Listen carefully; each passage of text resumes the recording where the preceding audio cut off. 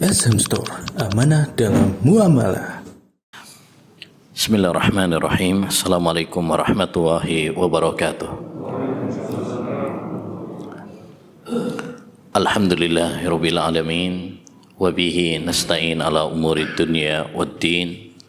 Wassalatu wassalamu ala asyrafil anbiya'i wal mursalin nabiyyina Muhammad wa ala alihi wa sahbihi ajma'in wa man ihtada bihudah wattaba'a atharahu ila yaumiddin. Amma ba'd.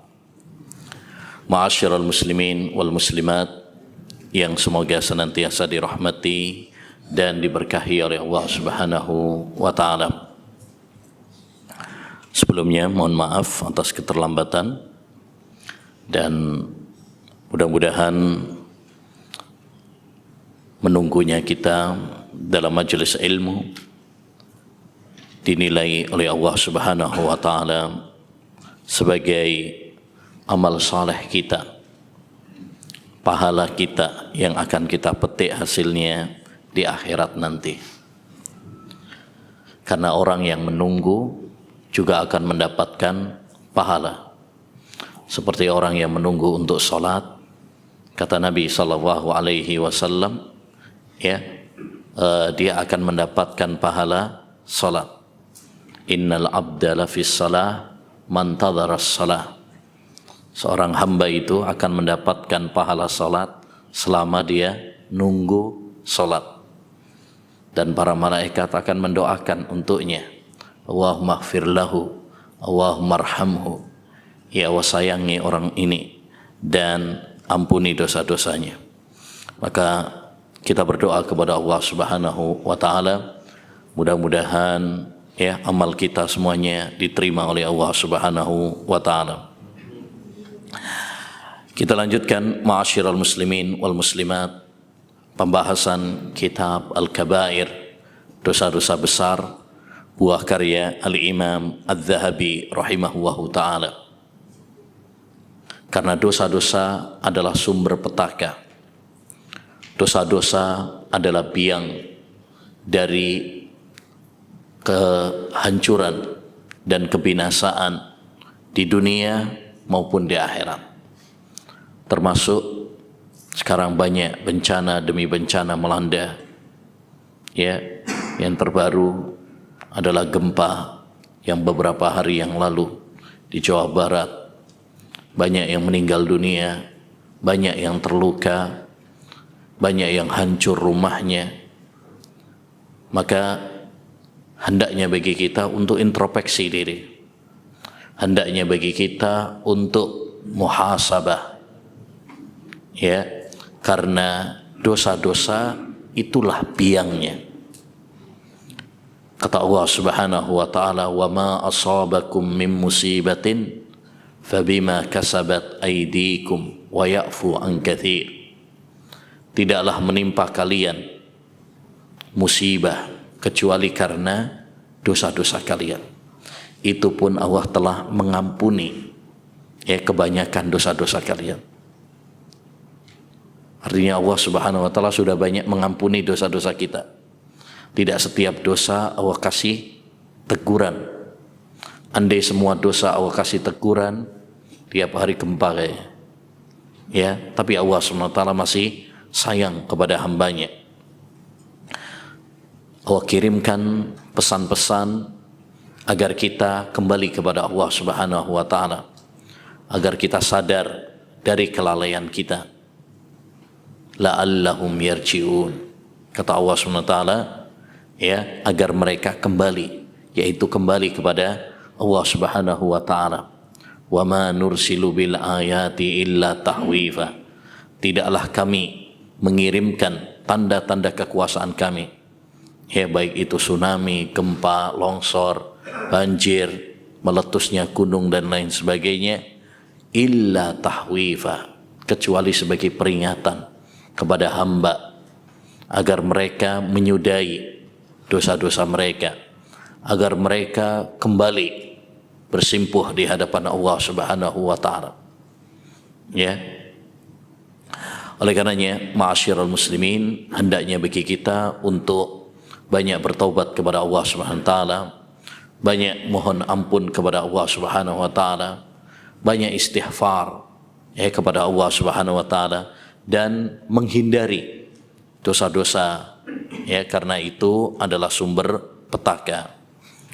Di antara dosa besar yang disebutkan oleh penulis, yaitu dosa ke-43 adalah dosa qati'ur rahim, memutus tali silaturahmi,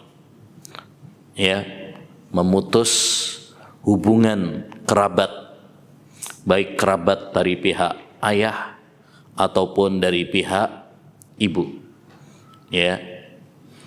Allah Subhanahu wa taala menganjurkan kepada kita untuk menyambung hubungan kerabat, baik kerabat dari pihak bapak maupun dari pihak ibu kita.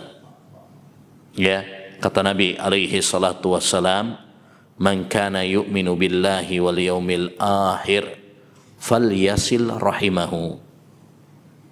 Barang siapa yang beriman kepada Allah dan hari akhir, berarti ini konsekuensi keimanan. Siapa yang betul-betul beriman kepada Allah dan hari akhir, hendaknya dia membuktikan keimanannya. Salah satu bukti keimanan adalah falyasil rahimahu, hendaknya dia menyambung silaturahmi, menyambung hubungan kerabatnya. Kalau dia tidak menyambung silaturahmi, berarti ada yang salah dalam keimanannya. Jadi kalau kita betul-betul beriman kepada Allah, kalau kita betul-betul beriman kepada hari akhir, sambung silaturahmi itu. Jangan kau putuskan hubungan itu. Bahkan Nabi alaihi salatu wassalam memberikan keutamaan dan pahala bagi mereka yang menyambung hubungan silaturahmi, di mana kata Nabi alaihi salatu wassalam, man ahabba an yubsata lahu fi rizqihi wa yunsa'a lahu fi asarih falyasil rahimahu. Barang siapa yang ingin untuk dilapangkan rizkinya, diluaskan rizkinya, ditambahkan rizkinya, dan dipanjangkan umurnya, maka hendaknya dia menyambung silaturahmi. Ini keutamaan bagi kita kalau kita menyambung silaturahmi. Apa keutamaannya? Keutamaan silaturahmi itu tadi bisa menambah rizki, dan yang kedua adalah bisa menambah atau memperpanjang usia. Kalau ada yang mengatakan, bukankah usia rizki sudah ditakdirkan oleh Allah Subhanahu wa taala? Kita jawab, ya, umur itu sudah ditentukan dan rizki juga sudah ditentukan. Tapi Nabi SAW di sini berbicara tentang sebab. Berbicara tentang sebab. Betul, rizki kita sudah ditentukan, umur kita sudah ditentukan. Tapi apakah kita tahu berapa rizki kita? Berapa umur kita nanti? Nggak tahu. Maka kita dianjurkan oleh Allah SWT untuk berupaya, untuk berusaha, untuk melakukan sebab. Seperti halnya, misalkan, kita olahraga, makan makanan yang sehat, untuk apa? Ya sebagai usaha supaya kita sehat, berumur panjang, kan gitu. Begitu juga dengan silaturahmi. Silaturahmi itu adalah sebab, tapi sebab yang maknawiyah, yang maknawiyah, yang tidak terlihat. Ada sebab itu ada dua, ada sebab yang kelihatan, kelihatan. Sebab untuk kesehatan, sebab untuk supaya kita bertambah rizkinya, itu ada sebab-sebab yang kelihatan, seperti olahraga, makan sehat, itu sebab untuk umur panjang. Atau misalkan Kalau kita dagang, misalkan itu sebab untuk nambah rezeki. Itu sebab yang kelihatan. Ada sebab yang tidak terlihat. Ya, beberapa ibadah tidak terlihat. Tapi itu Allah janjikan bahwa itu akan bisa menambah rezeki, akan bisa menambah umur. Ya. Jadi kita diperintahkan oleh Allah Subhanahu wa taala untuk menyambung silaturahmi. Bagaimana cara menyambung silaturahmi? Ya. Tidak ada ketentuannya di dalam syariat. Harus begini dan harus begini. Tetapi karena tidak ditentukan, maka kaidahnya dikembalikan kepada urf, dikembalikan kepada adat. Jika manusia memandang bahwa itulah cara untuk menyambung silaturahmi, maka itulah yang dipakai. Wal urfu ma'mulun bihi idza warad hukmun minasyar'i syarifi lam yuhad. Apabila ya tidak ditentukan ketentuannya dalam hukum syariat, maka dikembalikan kepada adat istiadat. Ya, Islam menganjurkan kepada kita untuk menyambung silaturahmi, tapi tidak menentukan bagaimana caranya. Maka ini dikembalikan kepada adat. Bisa dengan misalkan ya berkunjung, membantu, ya, tidak menyakiti, ya. Kalau sekarang kita bisa juga dengan apa? Ya, dengan HP. Kalaupun misalkan jauh, ya, kalau berkunjung mungkin berat, setidaknya apa? Bisa nelpon, ya, bisa WA, bahkan sekarang bisa video call, ya. Maka upaya-upaya seperti ini untuk tetap menyambung silaturahmi hendaknya ya dilakukan, ya, hendaknya dilakukan. Segala hal yang manusia memandang bahwa itu termasuk menyambung silaturahmi, maka hendaknya bagi kita untuk melakukannya. Setidaknya adalah satu, kita berbuat baik kepadanya, ya, berbuat baik, ya, kita bisa membantu apa yang kita bisa bantu. Dia butuh bantuan tenaga kita, bantulah dengan tenaga kita. Dia butuh ya bantuan harta kita dan kita mampu untuk membantunya dengan harta kita, bantulah dengan harta. Ya. Yang kedua adalah tidak menyakiti. Jangan pernah menyakiti ya kerabat kita, baik dengan kata-kata kita, karena lisan ini banyak dosanya. Aksaru khataya bani Adam fil lisan. Kebanyakan dosa anak Adam itu pada lisannya. Hati-hati. Yang kedua adalah dengan tangan. Mungkin tengkar, nempeleng dia, atau mencuri hartanya. Jangan pernah menzalimi, menyakiti. Dan yang ketiga, yang paling inti adalah ya kita sabar ya menghadapi ya kerabat kita yang dari hal-hal yang mungkin kurang berkenan di hati kita. Ya, namanya kerabat macam-macam. Ada yang baik, ada yang kurang baik. Ya, maka hendaknya bagi kita untuk apa? Sabar. Ya, untuk sabar. Ketika kita sabar, ya, itu juga termasuk hal yang paling penting untuk kita lakukan terhadap keluarga kita, kerabat kita. Sebagaimana Allah SWT menganjurkan kita untuk menyambung silaturahmi, ya, Islam juga melarang keras untuk memutus silaturahmi.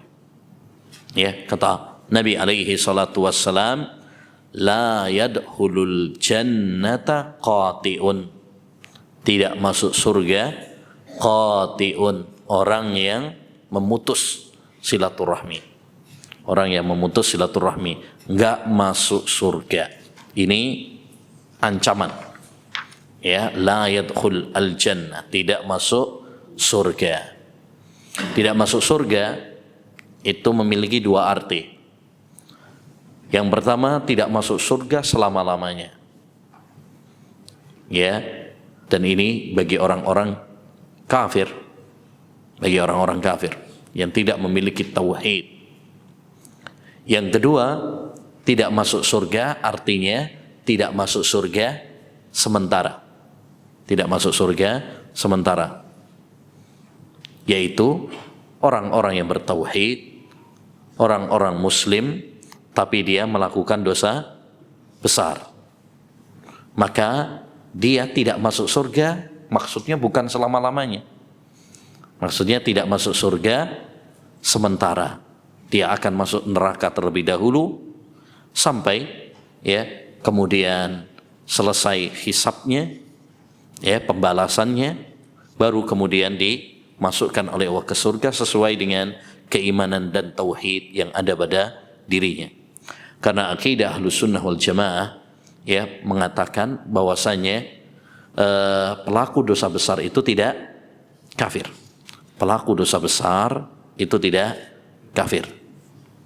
Artinya jika ada seorang muslim bertauhid, tapi kemudian dia terjatuh di dalam dosa besar, termasuk misalkan memutus silaturahmi, maka di sini ada dua keadaan.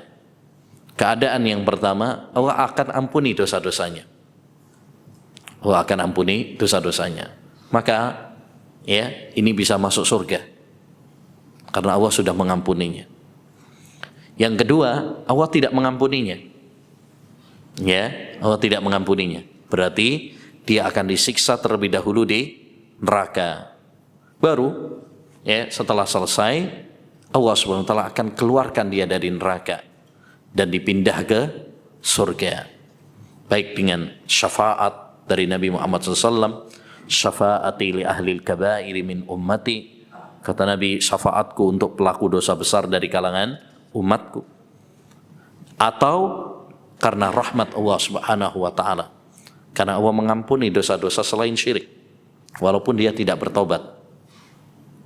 Inna Allaha la yaghfiru ayyushraka bihi wa yaghfiru ma duna dzalika liman yasha. Allah tidak mengampuni dosa syirik, tapi mengampuni dosa selain syirik bagi yang dikehendaki oleh Allah Subhanahu wa taala. Jadi, ma'asyiral muslimin, termasuk dosa besar memutus hubungan silaturahmi, memutus hubungan dengan kerabat kita, baik dari kerabat ayah atau kerabat ibu. Bagaimana bentuk memutus itu? Ini juga tidak ada batasannya. Dan kaidahnya tadi, setiap hukum agama yang tidak ada batasannya dalam syariat dikembalikan kepada adat. Makanya adat istiadat itu bisa dijadikan sebagai hukum. Al-adatu muhakkama, kata para ulama. Adat itu bisa dijadikan sebagai hukum. Dalam masalah apa? Dalam masalah-masalah yang belum ada ketentuannya dalam syariat. Contoh, Allah mewajibkan kepada kepala rumah tangga, para suami, ayah, untuk memberi nafkah kepada istrinya, kepada anak-anaknya. Wajib hukumnya. Tapi Allah tidak membatasi berapa nominalnya. Berapa kita harus memberi kepada istri kita sehari. 50.000 kah? 100.000 kah? Nggak ada ketentuannya. Maka ini dikembalikan kepada urf adat. Oleh karenanya Islam itu tidak anti adat istiadat, tidak memerangi adat istiadat. Salah kalau kemudian ada anggapan bahwasanya Islam itu memerangi adat istiadat. Tidak. Islam tidak memerangi adat istiadat. Islam hanya mengarahkan agar adat istiadat tidak bertentangan dengan syariat. Selama tidak bertentangan dengan syariat, silakan. Tapi kalau bertentangan dengan syariat, nah ini yang diarahkan supaya tidak bertentangan dengan syariat. Jadi intinya termasuk dosa besar yaitu memutus hubungan silaturahmi dengan menyakiti kerabat kita, dengan musuhan, tidak saling menyapa. Ini sebagian orang mungkin ada permasalahan dengan kerabatnya, akhirnya tidak saling nyapa. bahkan kadang-kadang sampai berbulan-bulan, bertahun-tahun nggak menyapa. Ini nggak boleh. Ini termasuk dosa besar. Ya. Nah, kalaupun kita bertengkar seperti tadi, maka kita harus apa? Sabar. Harus bersabar, saling memaafkan antara satu dengan yang lain. Mari kita belajar seperti dari anak kecil. Anak kecil itu walaupun ribut-ribut, tengkar, tapi bentar aja. Habis itu mainan lagi. Berantem sampai nangis, tapi besok udah akur lagi, Pak. Beda sama kita orang tua. Ya, orang besar ini. Ya, tengkar, nah, sampai setahun nunggu Idul Fitri. Nah, itu pun belum tentu juga. Kadang gengsi, malu. Ya. Nah, jadi tidak boleh kita menyakiti kerabat kita, tidak saling menyapa, bermusuhan, dengki antara satu dengan yang lain, ya, tidak saling berkunjung antara satu dengan yang lain.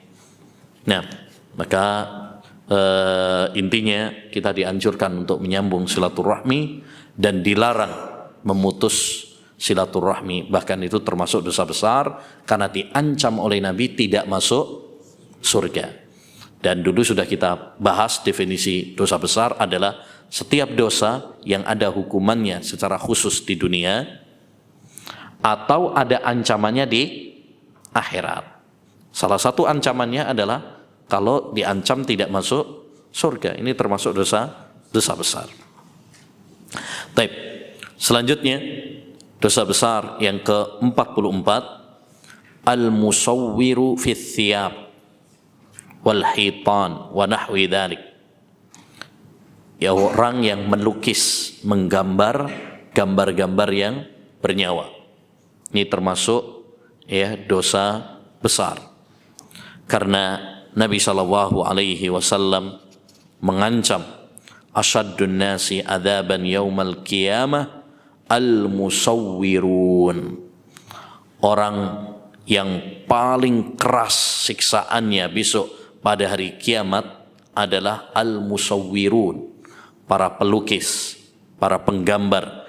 Yang dimaksud di sini adalah menggambar gambar-gambar yang bernyawa. Adapun gambar-gambar yang tidak bernyawa, ya tidak mengapa. Seperti gambar gunung, laut, mobil misalkan, silahkan. Ya, pohon-pohon. Yang nggak boleh adalah menggambar gambar yang bernyawa, seperti manusia, binatang, ya, dan lain sebagainya. Yuqalu lahum, akan dikatakan kepada mereka, yaitu para pelukis, ahyu ma khalaqtum, hidupkan apa yang kalian gambar. Bisa enggak? Ya, bisa enggak untuk menghidupkan gambar-gambar makhluk tersebut? Enggak bisa. Ya. Demikian juga dalam hadis yang lain Rasulullah sallallahu alaihi wasallam mengatakan asyaddun nasi adzaban indallah alladzina yudhahuna khalqallah. Manusia yang paling keras adabnya di sisi Allah Subhanahu wa taala adalah orang-orang yang menyerupai ciptaan Allah Subhanahu wa taala. Dia menyerupai ciptaan Allah Subhanahu wa taala. Baik dengan melukis, menggambar makhluk-makhluk yang bernyawa, atau memahat, membuat patung, ya, dan lain sebagainya. Ini tidak diperkenankan. Kenapa? Satu, karena tadi menyerupai ciptaan Allah SWT. Allah SWT menciptakan. Nah, orang-orang yang melukis, menggambar itu menyerupai, menandingi ciptaan Allah Subhanahu wa taala. Ya, padahal nggak bisa menghidupkan.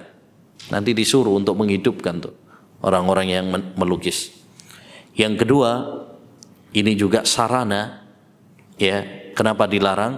Karena ini sarana menuju pintu kesyirikan, ghulu, ya, ghulu kepada orang-orang soleh. Mungkin kita pernah dengar tentang faktor penyebab kaum Nabi Nuh alaihi salam terjerumus di dalam kesyirikan. Apa penyebabnya? Penyebabnya adalah karena mereka berlebihan kepada orang soleh. Bagaimana orang-orang soleh kemudian digambar, dipahat, dibikinkan patung. Kemudian datang generasi yang tidak tahu, akhirnya ya mereka pun menyembah patung-patung tersebut. Ya, demikian juga gambar-gambar, apalagi gambar orang-orang soleh. Sekarang banyak orang menggambar gambar-gambar orang soleh, wali fulan, sunan fulan, ya, dalam rangka tujuannya untuk apa? Ya, berlebih-lebihan, menganggap bahwasanya mereka ini bisa mendatangkan keberkahan, ya, kalau ditaruh di warung bisa melariskan dagangan, ya, dan lain sebagainya. Nah, ini hulu, berlebih-lebihan, maka ditutup rapat-rapat. Islam itu kalau melarang suatu hal, maka dilarang juga sarananya. Islam melarang zina, maka sarana yang mengantarkan kepada perzinaan ditutup rapat-rapat. Makanya nggak boleh berdua-duaan dengan wanita yang bukan mahramnya, ya, karena itu sarana. Islam melarang pembunuhan, makanya nggak boleh saling dengki, bermusuhan, karena itu sarana. Nggak boleh menodongkan senjata walaupun guyonan, karena itu sarana. Begitu juga dengan kesyirikan. Ketika Allah melarang perbuatan syirik yang merupakan dosa paling besar, maka sarananya pun ditutup rapat-rapat. Di antara sebab juga ya kenapa Allah Subhanahu wa taala melarang ya menggambar-gambar yang makhluk atau membuat patung-patung, memahat ya yang bernyawa, karena itu bisa menghalangi masuknya malaikat ke rumah kita. Ya, malaikat ke rumah kita. Malaikat itu tidak masuk di rumah yang di dalamnya ada apa? Gambar-gambar bernyawa. Ya. Kalau malaikat rahmat tidak masuk di rumah kita, yang masuk adalah setan. Ya, yang masuk adalah setan. Makanya ma'asyiral muslimin wal muslimat, termasuk kesalahan yang banyak dilakukan oleh orang sekarang, banyak menggantungkan gambar-gambar di rumahnya, ya, termasuk ya foto-foto ibadah kita, nggak usah digantungkan di dinding-dinding. Sebagian orang kadang masang foto pas dia haji dulu misalnya, ditaruh di ruang tamunya. Akhirnya setiap orang datang, oh tahu, oh masya Allah udah pernah haji ya, tahun berapa ini, ya, ini wasilah untuk riya, ya, tutupi amal-amal kita supaya terjaga dari riya, ya, supaya lebih ikhlas, ya. Nah, jadi tidak perlu untuk dipamer-pamerkan. Ditambah lagi, ya, itu juga bisa untuk menghalangi para malaikat dari masuknya apa, ya, rumah kita. Makanya salah satu tempat favorit jin di rumah itu adalah gambar-gambar. Ya, kenapa sebagian orang ya, gampang kena jin, kesurupan dan sebagainya? Salah satunya sebabnya adalah banyaknya gambar-gambar di rumahnya. Jadi singkirkan gambar-gambar, foto yang ada di rumah, nggak usah dipajang, nggak usah dipajang, karena itu adalah salah satu sebab ya masuknya apa? Jin, ya, maksudnya jin. Karena malaikat nggak masuk, akhirnya yang masuk adalah jin, setan. Nah, demikian juga di antara sebab kenapa Islam melarang, karena ya di sana ada pemborosan, karena memberikan harta kita untuk hal-hal yang tidak ada manfaatnya atau kurang bermanfaat, ya. Nah, apalagi sebagian lukisan-lukisan itu sampai apa? Mahal harganya, ya, mahal harganya. Kadang cuma coret-coret gitu aja mahal, apalagi kalau yang ya, apalagi kalau yang sampai membentuk, ya. Nah, intinya, ma'asyiral muslimin wal muslimat rahimani wa rahimakumullah, salah satu dosa besar yang hendaknya kita hindari adalah melukis atau menggambar, ya, yang apa? Bernyawa, makhluk yang bernyawa, seperti manusia, seperti, ya, binatang. Kalau memang kita punya hobi melukis, menggambar, lukislah makhluk-makhluk yang tidak bernyawa. Silahkan, ya, seperti gunung, ya, lautan, mobil, rumah, ya, dan lain sebagainya dari makhluk-makhluk yang tidak bernyawa, ya. Tumbuhan banyak kok. Kalau ada orang, saya punya hobi ini, silahkan, ya. Melukis itu tidak terlarang secara mutlak. Silahkan menggambar, melukis, tapi jangan yang bernyawa, ya, jangan yang bernyawa. Taib. Selanjutnya, dosa besar yang ke-45, an-nammam. An-nammam. An-nammam artinya mengadu domba. Mengadu domba, ya, mengadu domba. Yakni ada orang mengatakan, kamu dibilangin sama si fulan begini dan begini. Nanti, ya, dia pergi ke yang B. Si A kemarin bilangin kamu begini dan begini. Supaya A dan B ini untuk apa? Ya, dia saling bertikai, bermusuhan antara satu dengan yang lain. Ya, provokator. Ini termasuk namimah dan termasuk dosa besar. Ya, kata Allah Subhanahu wa taala, wala tuti kulla halafin mahin hammazim masya'im binamim. Janganlah kamu ikuti setiap orang yang banyak bersumpah lagi hina. Kita nggak boleh banyak-banyak sumpah. Sumpah itu seperlunya saja, dan ya, jangan sering-sering. Hammazim, ya, yang mengecek, merendahkan dengan, ya, kedipan mata atau yang lain.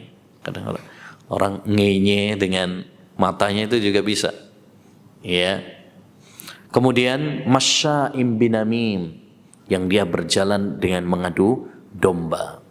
Ini nggak boleh, ya, tidak diperkenankan. Bahkan Nabi SAW mengatakan, la yadkhulul jannata nammam, tidak masuk surga an-nammam, orang yang mengadu domba. Dan tadi sudah kita katakan, tidak masuk surga itu ada dua makna. Tidak masuk surga selama-lamanya itu kalau pelakunya adalah orang kafir.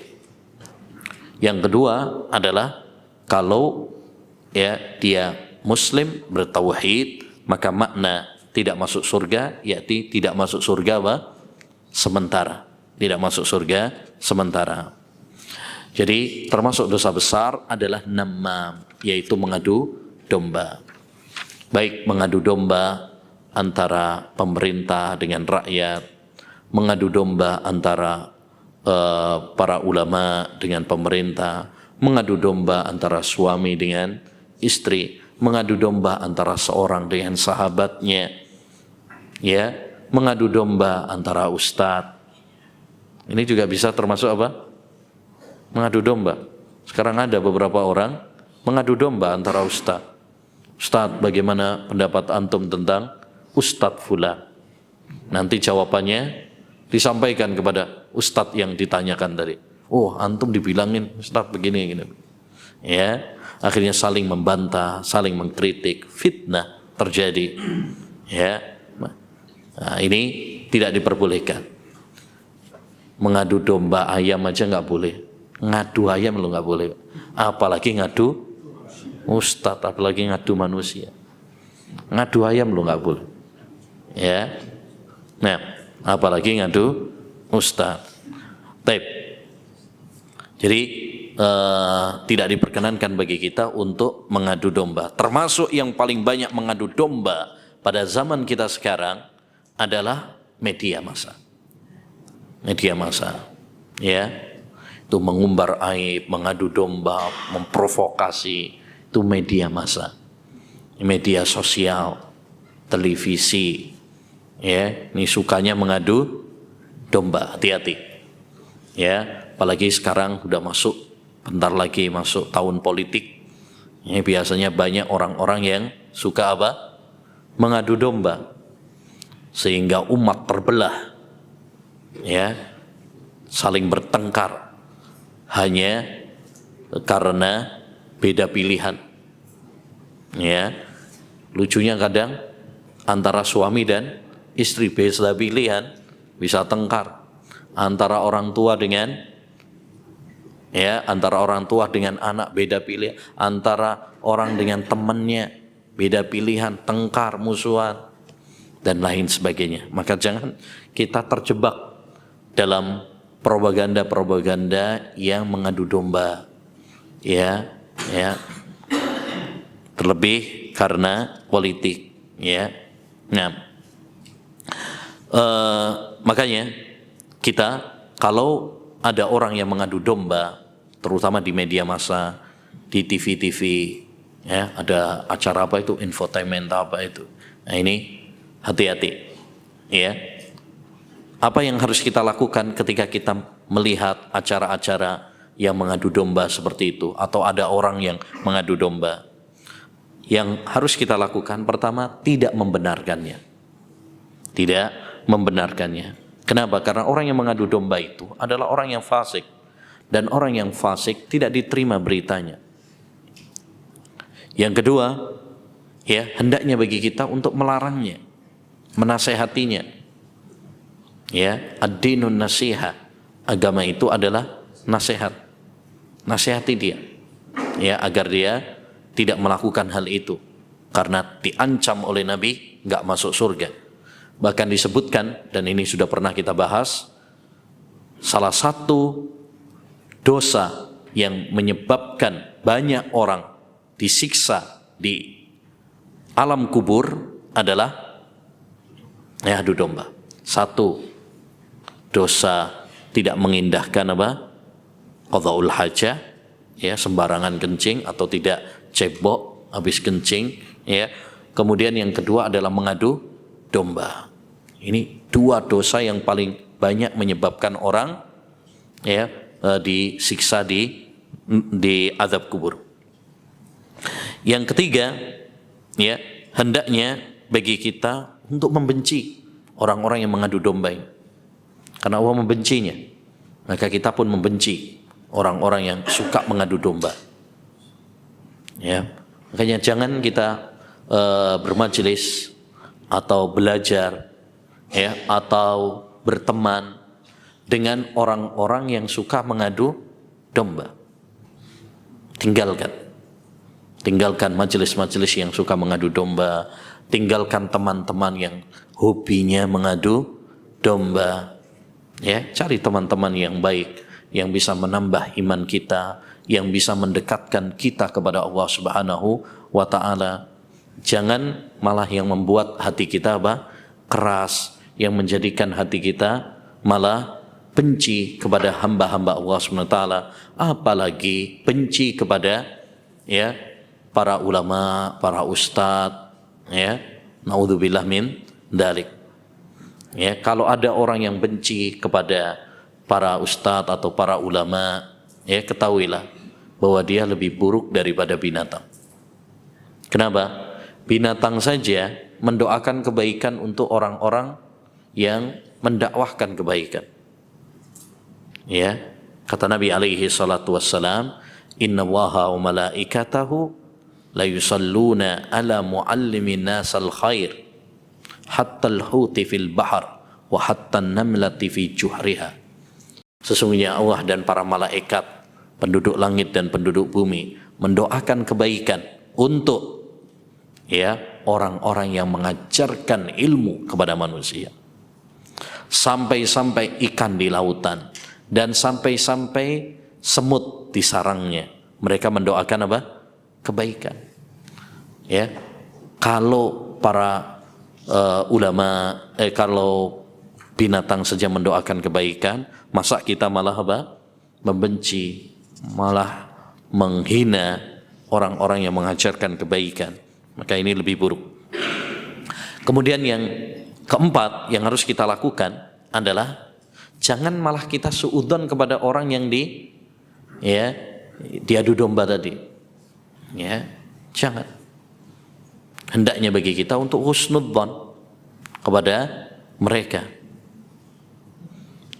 Jangan sampai kita terpedaya dengan kata-kata orang yang ingin mengadu domba ini, sehingga kita benci kepada orang-orang yang dikatain tadi. Jangan.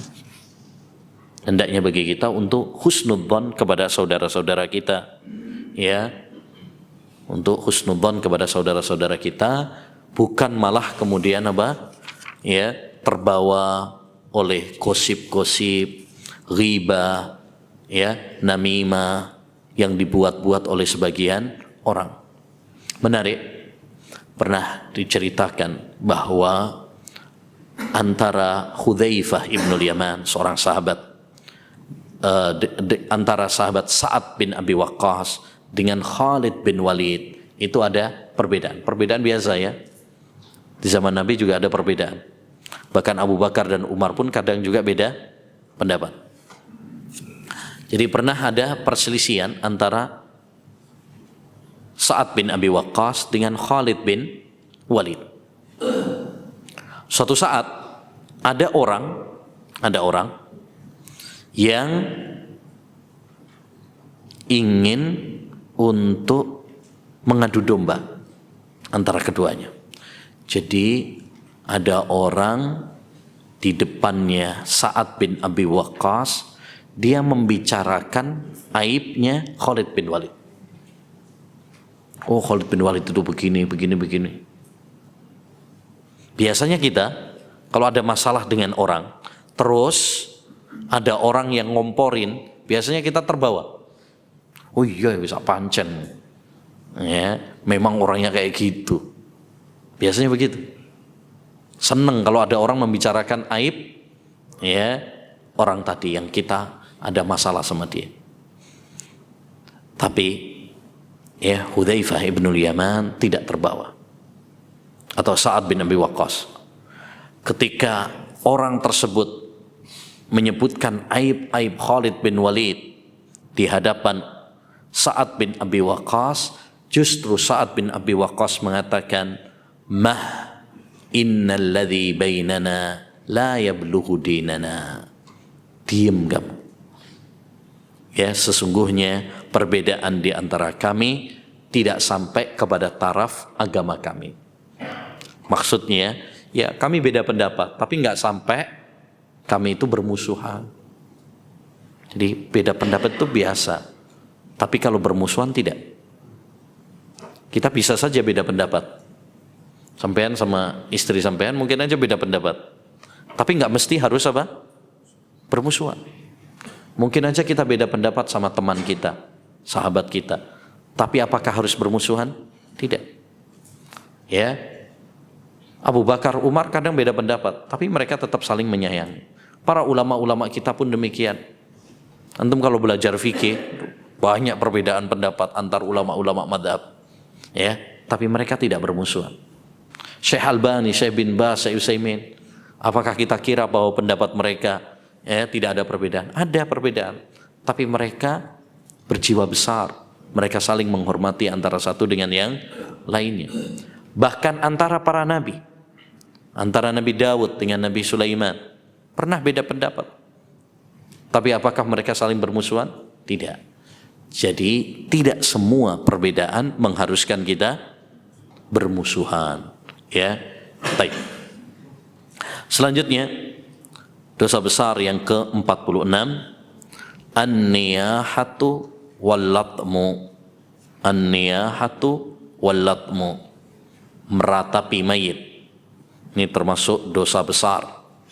Wal-latm, latm itu artinya menampar, menampar pipinya sendiri, ya, memukuli badannya sendiri dalam rangka untuk meratapi apa? Mayit. Ini tidak diperkenankan, bahkan ini termasuk perbuatan jahiliyah. Jadi meratapi mayit. Apa meratapi mayit itu? Meratapi mayit yakni nangis sampai apa? Histeris, berlebihan. Ya, nangisnya sampai histeris, berlebihan. Nangis ketika ada musibah itu ada dua macam. Nangis yang diperbolehkan, yaitu nangis yang sewajarnya. Ya, sedih, meneteskan air mata, wajar. Rasulullah juga pernah meneteskan air mata, sedih ketika ditinggal mati oleh putranya, yaitu Ibrahim. Ini putranya dari budak beliau, Maria Al-Qibtiyah. Saat meninggal dunia, Rasulullah meneteskan air mata, sedih. Kata Nabi alaihi salatu wassalam, innal aina latadma wa innal qalba la yahzan wa inna bifiraqika ya Ibrahim la mahzunun. Sesungguhnya air mata ini apa? Menetes. Hati ini sedih. Ya, dan kami semuanya sedih ditinggal olehmu wahai Ibrahim. Ibrahim maksudnya putranya beliau tadi dari Maria Al-Qibtiyah. Rasulullah pernah nangis, meneteskan air mata. Boleh.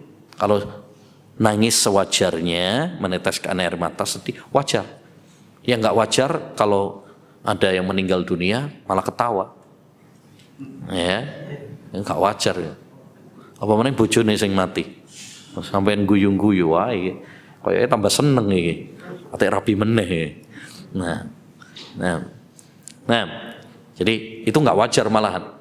Tapi kalau kita ada yang meninggal kemudian kita sedih, kita meneteskan air mata, wajar. Yang nggak wajar kalau sampai berlebihan, sampai nangis jerit-jerit, satu desa, satu kampung dengar semuanya, ya, gulung-gulung, mengurai rambut, apalagi sampai nampar apa, ya, pipinya dan sebagainya. Ini yang nggak boleh. Rasulullah SAW mengatakan, isnani huma bin nasi kufrun. Dua hal yang termasuk kekufuran. Maksudnya kekufuran di sini ya kufur kecil. Kekufuran tapi tidak mengeluarkan pelakunya dari Islam. Ya. Karena kufur itu ada dua macam. Ada kufrun akbar, kekufuran yang mengeluarkan pelakunya dari Islam. Yang kedua adalah kekufuran yang tidak mengeluarkan pelakunya dari Islam. Seperti kata Nabi alaihi salatu wassalam, sibabul muslimi fisqun wa qitaluhu kufrun. Mencela seorang muslim itu kefasikan dan membunuhnya adalah kekufuran. Apakah berarti kalau ada orang membunuh berarti kafir? Tidak. Ya. Akidah Ahlussunnah wal Jamaah mengatakan pelaku dosa besar itu tidak kafir. Dia fasik, dia berkurang imannya, tapi tidak sampai keluar dari agama Islam. Ya, karena kita harus menggabungkan antara satu dalil dengan dalil yang lain. Kita harus memahami, jangan hanya satu dalil saja. Kita harus mengkompromikannya dengan dalil-dalil yang lainnya. Taib, ada dua perkara yang termasuk kekufuran. At-ta'nu fin nasab, merendahkan orang lain karena nasabnya, mencela orang lain nasabnya. Ini terutama di Arab ya. Di Arab itu mereka sangat menjunjung tinggi apa? Nasab. Ya, nasab. Oh ini dari marga Tamimi misalkan. Wah itu terkenal. Kalau misalkan hanya dari Badui nggak terkenal, itu rendah. Ya tidak boleh kita mencela orang karena apa? Nasabnya. Wan niyahatu alal mayyit. Dan yang termasuk kekufuran kata beliau adalah meratapi apa? Mayit. Dan Nabi SAW bersabda dalam riwayat Muslim, an-naihatu idza lam tatub ulbisat dir'an min jarab wa sirbalan min qatiran yaumal qiyamah. Wanita yang meratapi mayit. Di sini lafadznya adalah wanita yang meratapi mayit. Apakah berarti kalau laki-laki boleh meratapi? Jawabannya nggak boleh juga. Cuma kenapa Nabi SAW mengatakan wanita yang meratapi mayit? Yang diperingatkan oleh Nabi di sini adalah wanita, sebab biasanya yang paling banyak melakukan ratapan mayit adalah perempuan. Kalau laki-laki biasanya lebih kuat. Makanya kita lihat kalau misalkan ada musibah kematian misalkan, ya laki-laki biasanya lebih apa? Kuat. Kalaupun nangis, nangisnya dia tahan. Ya, kalau laki-laki. Tapi kalau perempuan, ambrol gitu. Ya, nangis. Suaranya apa? Kenceng. Ya, paling kenceng tuh kalau nangis perempuan. Ya, bahkan dulu nggak tahu sampai sekarang ada apa enggak.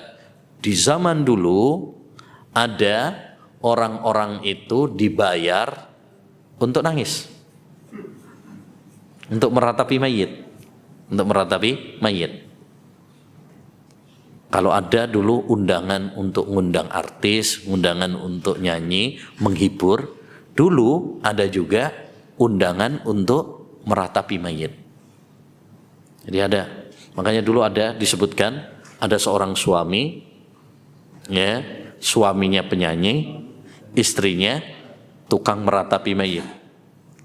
Ya, kata suaminya, saya dan kamu saling melengkapi. Ya, kalau orang lagi gembira, mereka ngundang saya. Kalau orang lagi sedih, mereka akan mengundang kamu. Ya, nah, jadi itu sampai segitunya, mereka ngundang. Ya, ada bayarannya. Jadi intinya wanita lebih ditekankan tidak boleh, bukan berarti kalau laki-laki boleh meratapi, nggak boleh juga.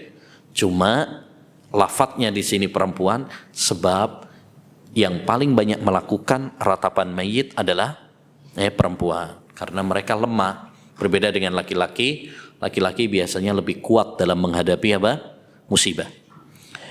Wanita yang meratapi mayit apabila dia tidak bertaubat kepada Allah SWT sebelum matinya, ulbisat dir'an min jarab, maka dia akan dipakaikan kepadanya pakaian dari kudis, wasirbalan min qatiran, dan pakaian dari ter. Ter itu adalah yang biasa dipakai untuk aspal. Panas sih loh Pak, yang hitam itu. Nah itu biasanya kan kalau orang aspal jalan itu, ya itu dikasih itu ya. Nah itu menunjukkan kerasnya ancaman dari Nabi SAW untuk mereka-mereka yang melakukan apa? Ratapan mayit. Ya, jadi tidak boleh meratapi mayit, tidak boleh. Bentuk-bentuk meratapi mayit apa saja tadi? Ya, menangis yang histeris. Yang kedua adalah ya mukul pipi, ya merobek baju, mengurai rambut. Nah ini nggak boleh. Sebagaimana dalam hadis berikutnya itu Nabi mengatakan, laisa minna man darabal hudud wa syaqqal juyub wa da'a bida'wal jahiliyah. Bukan termasuk golongan kami orang yang menampar pipi dan yang merobek baju dan menyeru dengan seruan-seruan jahiliyah. Ya, menyeru dengan seruan-seruan jahiliyah. Termasuk dalam hal ini adalah apa yang dilakukan oleh orang-orang Syiah ketika mereka mukuli dada mereka atau melukai kepala mereka pada hari Asyura sampai berlumuran dengan darah. Itu untuk meratapi siapa? Husain, ya, kematian cucu Nabi SAW, Husain bin Ali bin Abi Thalib. Ini juga termasuk apa? Niyaha yang terlarang, tidak diizinkan oleh Allah Subhanahu wa taala. Ya. Nabi SAW saja kematiannya lebih besar, lebih berat, tapi nggak ada para sahabat kemudian melakukan apa yang dilakukan oleh orang-orang Syiah. Ya, termasuk meratapi mayit juga adalah selamatan. Ini termasuk meratapi mayit. Ya, tahlilan 7 harinya, 40 harinya, 100 harinya, nyewunya. Ya, ini termasuk meratapi mayit. Sebagaimana dalam hadis Jarir bin Abdullah Al-Bajali. Ya, beliau mengatakan kunna na'uddu al-istima'a 'alal mayyit wa sun'atat ta'am minan niyaha. Kami, yaitu para sahabat, karena Jarir bin Abdullah Al-Bajali seorang sahabat, kami para sahabat sepakat ya menilai, memandang bahwa kumpul-kumpul ya pada keluarga mayit dan makan-makan ya pada setelah kematian mayit ya itu termasuk niyahah. Termasuk niyahah. Apa itu niyahah? Meratapi mayit tadi. Yang mengatakan seorang sahabat Nabi sallallahu alaihi wasallam. Jadi kami, menurut kami, yaitu para sahabat, bahwa itu termasuk perbuatan apa? Niyahah. Karena orang awalnya mestinya sudah lupa, jadi ingat lagi. Jadi ingat lagi, sedih lagi. Yang kedua juga itu menyusahkan. Itu menyusahkan, memberatkan. Itu memberatkan. Betapa banyak orang utang sana, utang sini, bahkan maling sana, maling sini. Ada sebagian orang maling hanya untuk adat tersebut yang bertentangan dengan syariat. Yang ketiga, ini menyelisihi hadis. Kenapa menyelisihi hadis? Harusnya orang kalau ada yang terkena musibah, itu tetangganya, kerabatnya bikinkan makanan. Bukan dia yang disuruh untuk bikinkan makanan. Ya. Isna'u li ali Ja'far ta'ama. Ketika meninggal dunia Ja'far bin Abu Talib, ya, maka Nabi mengatakan, buatkanlah makanan untuk keluarga Ja'far. Fa innahum atahum ma yushkiluhum, karena mereka sedang kesusahan, enggak sempat masak.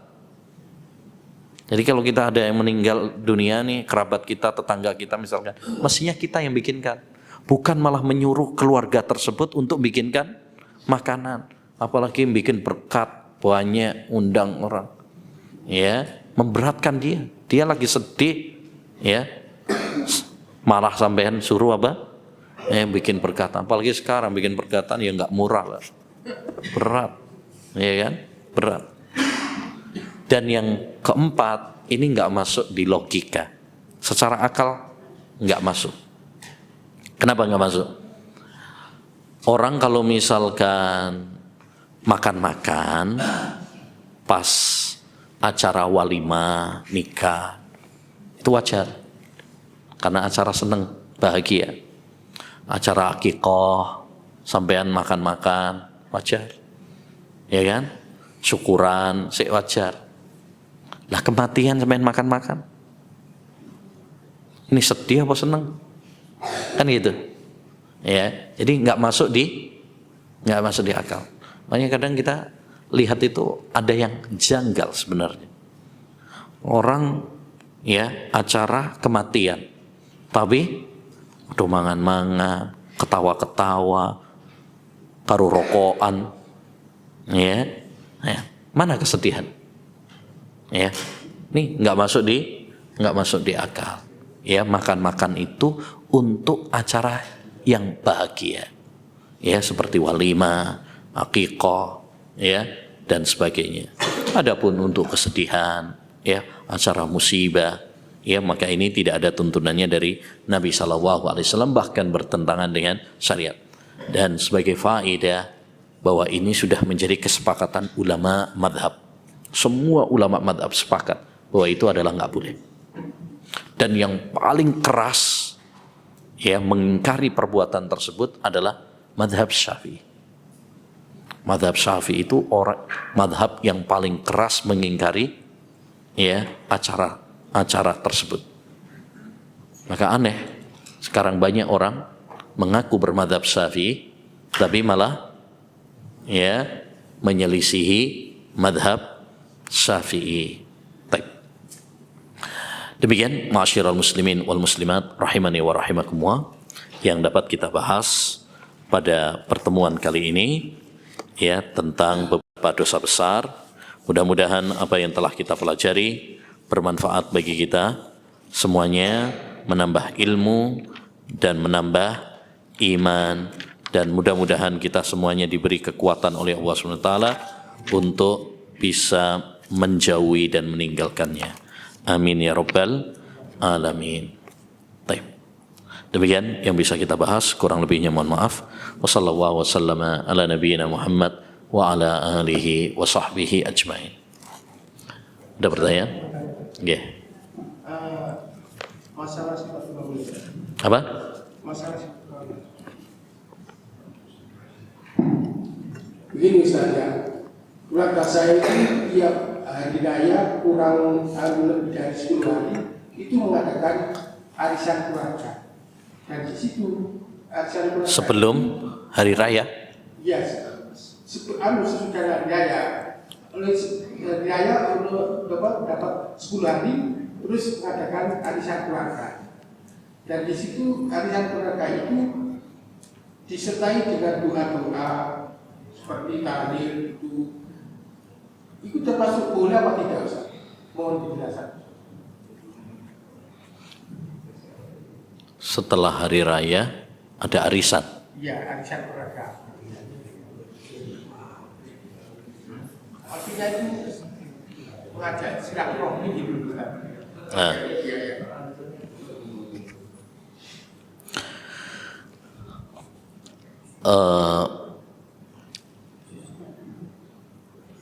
Arisan, kalau arisannya boleh ya selama tidak ada unsur riba atau unsur kerugian, arisan itu boleh ya.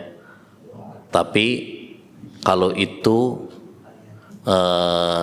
dikhususkan pas hari raya karena ada kaitannya dengan hari raya, apalagi diisi dengan hal-hal yang tidak ada contohnya dari Nabi SAW, maka itu tidak boleh. Maka itu tidak boleh. Tapi kalau misalkan mau kumpul pas hari raya atau setelah hari raya, kumpul semua keluarga misalkan untuk menyambung silaturahmi. Banyak orang mumpung lagi pada mudik, ya kumpul keluarga, misalkan Bani Mansur misalkan, wah, biasanya begitu ya. Ya tidak mengapa, selama ya tidak ada kemungkaran-kemungkaran di dalamnya. Ya, itu termasuk masalah-masalah yang mubah adat. Jadi mudik, saling berkunjung pas hari raya, kumpul-kumpul dengan kerabat pas hari raya, hukum asalnya adalah boleh-boleh saja. Ya, termasuk misalkan ada arisannya, ya, hukum asalnya adalah boleh-boleh saja. Tapi kalau diisi dengan hal-hal yang mungkar, nah, yang mungkarnya ini yang perlu dihindari, ya perlu dihindari. Tapi kalau misalkan untuk mau mudik atau kumpul, saling berkunjung pas hari raya, atau ngumpulkan semua keluarga, mumpung pas hari raya kita kumpul di satu tempat, misalkan, tidak mengapa. Ini termasuk adat. Ini termasuk adat. Yang penting acaranya jangan mengandung unsur hal-hal yang diharamkan oleh Allah Subhanahu wa taala. Ngeten, Pak. Wallahu a'lam.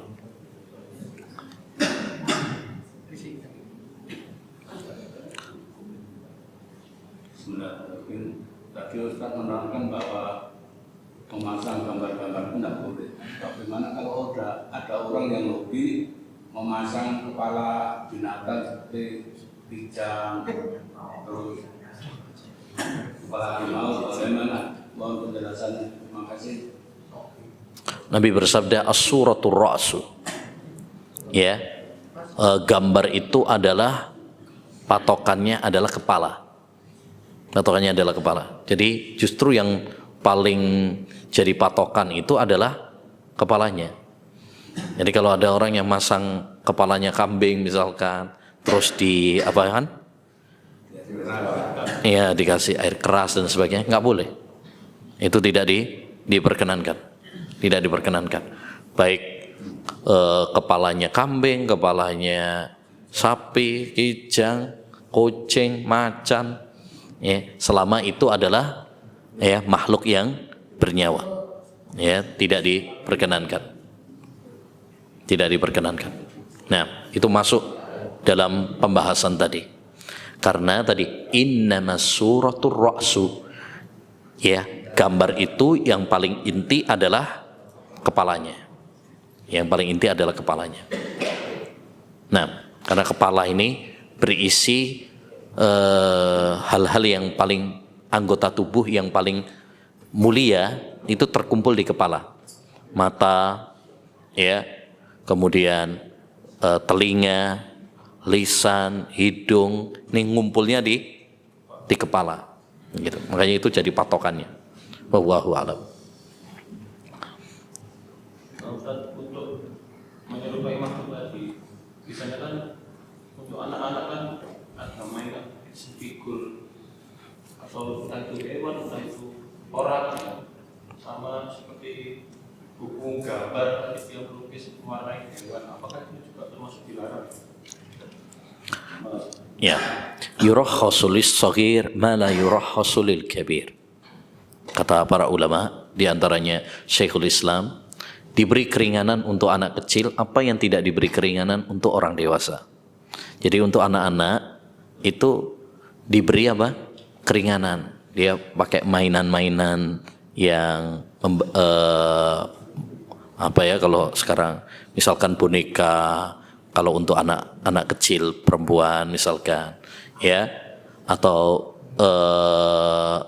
ya mainan-mainan anak kecil lah ya, itu diberi keringanan karena namanya anak-anak, dunianya masih kekanak-kanakan, suka main, yang tidak diberikan kepada orang dewasa.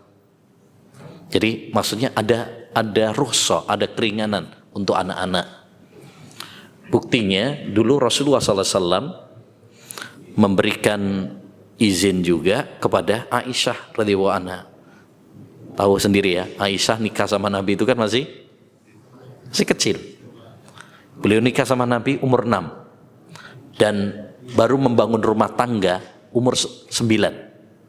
Artinya walaupun nikah sama Nabi, dia itu masih kecil, jiwanya masih kekanak-kanakan, ya, sehingga pernah Aisyah itu punya boneka dan itu tidak diingkari oleh Nabi SAW.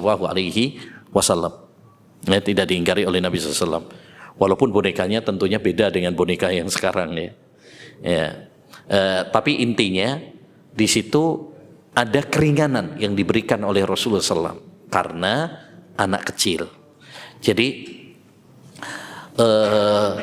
tentu ada perbedaan hukum antara anak-anak dengan orang dewasa. Jadi kalau anak-anak itu lebih dimaklumi lah, namanya juga anak-anak. Makanya kita kalau sama anak-anak juga jangan terlalu keras seperti kepada orang dewasa. Ya, hendaknya kita lebih memaklumi. Wajar kalau anak-anak itu ya hal yang tidak kita maklumi kalau itu dilakukan oleh orang dewasa, gitu. Wallahu a'lam. Tapi kalau kita bisa melatih anak-anak kita untuk bisa menghindari, itu lebih bagus. Karena kita melatih dia, ya, sejak kecil kita latih lebih bagus. Tapi seandainya anak kita ya melakukan ya, hal-hal yang seperti tadi, ya itu diberi keringanan, diberi keringanan. Karena anak kecil itu termasuk enaknya anak kecil ya, yuktabu lahu la alaih. Anak kecil itu kalau melakukan kebaikan ditulis pahala, tapi kalau dia melakukan kesalahan tidak ditulis dosa. Tidak ditulis dosa. Sampai kapan? Sampai balik. Sampai balik. Wallahu a'lam. Nah, sudah? Ya.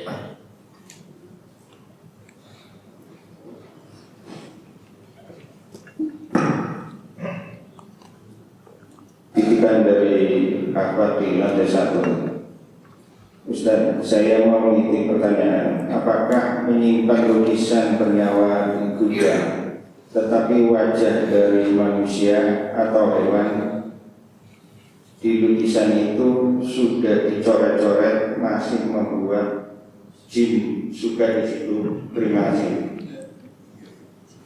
Kalau kita sudah membuangnya, misalkan udah menaruhnya di gudang atau naruhnya di kardus, ya berarti ya itu sudah namanya sudah dibuang. Namanya sudah dibuang. Tidak harus kita kemudian mencoret-coret semuanya. Ya, kalau kita harus mencoret semuanya sekarang itu akan memberatkan kita. Sekarang sabun yang nggak ada nomor, yang nggak ada gambarnya, ya mana? Ya, terus buku-buku, hampir semuanya ada apa? Ada gambarnya. Jadi lakukan apa yang kita mampu. Kalau memang itu di luar dari kemampuan kita, maka Allah Subhanahu wa taala tidak akan mencatatnya sebagai dosa. La yukallifu nafsan illa wus'aha. Allah tidak membebani seorang kecuali ya semampunya. Ya, kecuali semampunya. Ya. Kita kalau misalkan beli sabun, beli ini, apakah harus kita coret semuanya? Ya, susah juga. Yang penting pokoknya apa? Kita buang semampunya. Ya, atau coret semampunya. Tapi kalau yang di luar dari kemampuan kita, maka itu dimaafkan, insya Allah. Ya, karena Islam itu mudah. Islam itu tidak sulit. Terutama masalah gambar, ini masalah yang ya menimpa banyak kalangan, dan itu banyak sekali, sehingga berat kalau kita harus menghapus satu persatu. Ya, nah, dalam kondisi-kondisi seperti itu, maka fattaqullaha mastata'tum, bertakwalah kepada Allah semampu kalian. Ya, semampu kalian. Yang penting, yang paling inti mungkin jangan dipajang. Jangan dipajang di dinding-dinding dan sebagainya, ya. Tapi simpan tadi, ya, atau dibuang, ya, atau ditaruh di gudang, misalkan di kardusin, itu sudah cukup. Ya, sudah cukup, insya Allah. Nah, subhanakallahumma bihamdika asyhadu an la ilaha illa anta astaghfiruka wa atubu ilaik. Assalamualaikum warahmatullahi wabarakatuh.